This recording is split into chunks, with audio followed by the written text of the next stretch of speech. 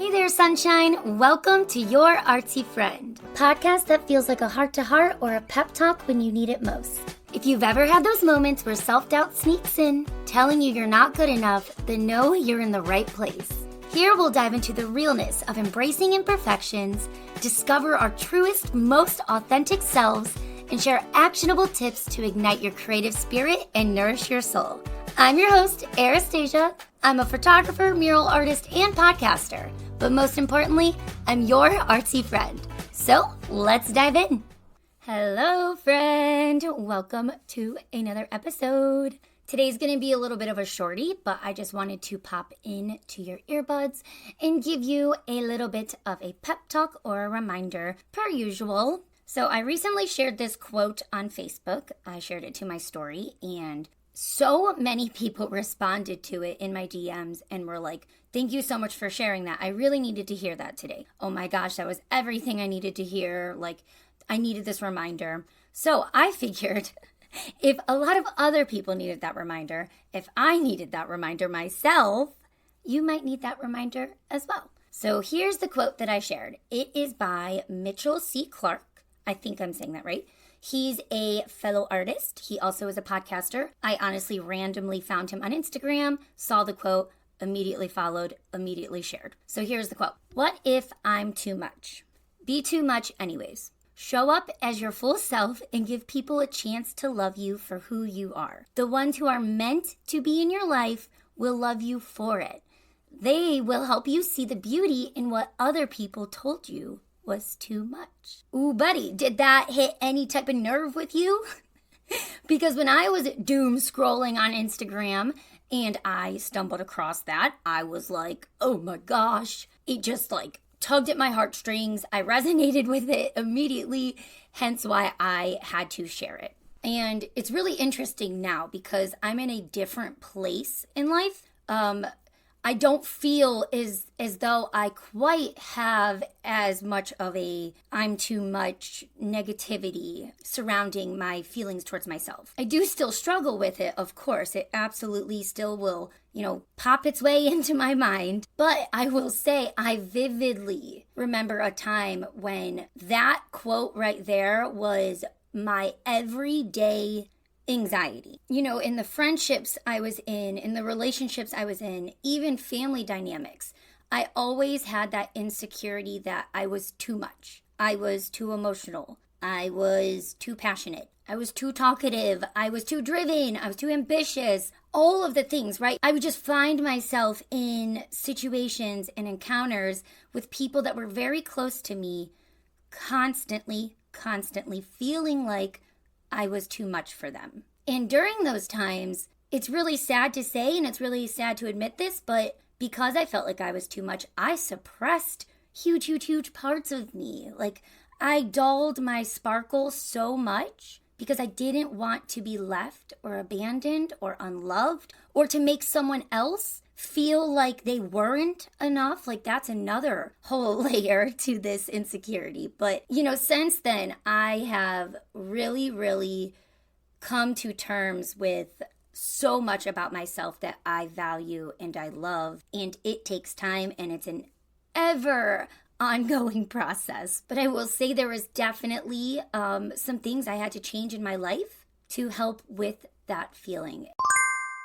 Hi friend, I'm interrupting you really quickly to tell you about my Sketchbook challenge. If you feel like you've been stuck in a creative rut, or maybe like you've lost yourself a little bit, or you're even just searching for some extra accountability to keep you on track with your artsy habits and staying motivated, then I would love to invite you to join me in starting and finishing a brand new sketchbook. I realized that in all of my years of painting, I've actually never truly finished any of my sketchbooks. So I made it a goal for myself to absolutely do that for this new year. And here's where you get to come in. With every single page that I paint, I'll also be teaching you exactly how I painted it. Each month, I'll paint 4 new pages and you'll receive 4 new tutorials to do on your own time at any time. And at the end of each month, we'll have an Artsy Friends Hangout where we'll all come together via Zoom and we'll do some live Q&As, get to know one another. By signing up, you'll receive access to the step-by-step tutorials, as well as my go-to supplies list, including the exact sketchbook that I'll be using for this challenge. If you're interested, go to yourartsyfriend.com and you'll see all the information. If you have any questions at all, feel free to reach out to me via Instagram.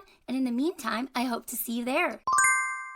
And so I kind of want to back it up a notch and reread a part of that quote that I really, really want you to reflect on. So first of all, show up as your full self and give people a chance to love you for who you are. In 2020, maybe 2021, my word of the year was unapologetic. And the whole reason my word of the year was that was due to this. I no longer wanted to show up as half of me, as a suppressed version of me, as a lesser me. I wanted to be unapologetically me. And so I started showing up as my full self. And there is just something that is so empowering and magical about that. Like the things that will do for your confidence and your self-love. It might not be magical at first, because you might lose some people along the way. And I absolutely did. And that hurts. And, your biggest fear of being abandoned or left or unwanted does come true. But this is where the next part of the quote comes in. So show up as your full self and give people a chance to love you for who you are. The ones who are meant to be in your life will love you for it. That makes me choke up and want to cry right now. They'll help you see the beauty in what other people told you was too much. If you don't have that support system right now, if you do feel as though maybe your environment is impacting your views on yourself and one of the reasons why you feel as though you're too much, right? Let's say it's not just from childhood or from a past traumatic experience or relationship. Let's say it's current day. Imagine that all of those people who think you're too much and maybe have even said that to you or just make slight comments here and there where you're like, that was kind of rude. These people that make you feel that way. Imagine in your life if every one of those people saw the beauty in you and they just were like, wow, she's just amazing and she's never too much. She is everything she should be. I admire her. I'm so grateful to have her in my life. She's a wonderful person. She inspires me. Imagine that right now. Because I will say, when you go from a circle or an environment that negatively impacts you and doesn't hype you up and doesn't see the beauty in you, and then one day you have the supportive environment and the supportive circle that just loves you for who you are, it is the most heartwarming, grateful feelings. It is something that, like I said, takes some time to get to and it hurts in the process. But I will say these days I have people in my life who love every bit of my creativity. And they love that I'm too emotional, and they laugh at me when I apologize for crying, and they hype me up, and my success is inspiring to them. It doesn't make them feel less than. They're just like, I'm so proud of you. You inspire me every day. It's not competitive. It's not jealous. It's pure support. It is support. And that is what we should be aiming for in life. And there is multiple steps that go to this because we cannot allow our confidence to only be based in other people's opinions of us, right? We all know that. But I will say, if you are trying to work on your confidence and you are in an environment or a circle that consistently damages that confidence, it's going to be a heck of a lot harder to grow and to get to a place where you really can say, I love myself. If you don't have that type of environment, you're probably always going to feel like you are too much. I just want to tell you that it is possible to get to a place where you're not in those environments. And whether you exit the negative ones and maybe don't find the positive ones right away, or let's say maybe you don't even have a negative environment, you just feel internally that you're too much, I just want to say that you're not. Everything that makes you, you, is what makes you a unique human. You can't be too much of you. You are a human. You are one person, right?